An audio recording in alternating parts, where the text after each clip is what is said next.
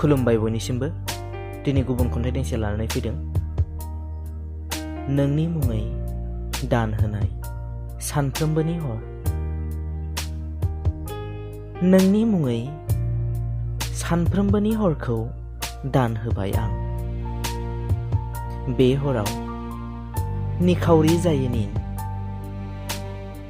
गान्दु सिग्लाबना आद्रि जायो मोदैनि बेसेन।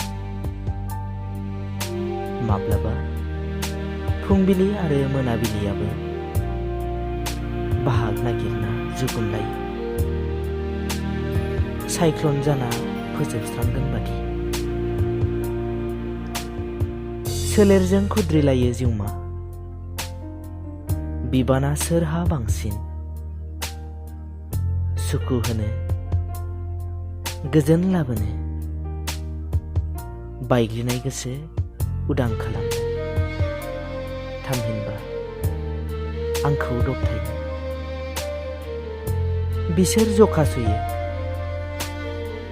बिसार खुङो। आं थैलाङोब्ला बेनि दायखौ सोर लागोन? गोसो रायजोआव बायदि नुथाय, हाथरखिफोरा खायसेयै मेवथुयो नोंनि सोलेर।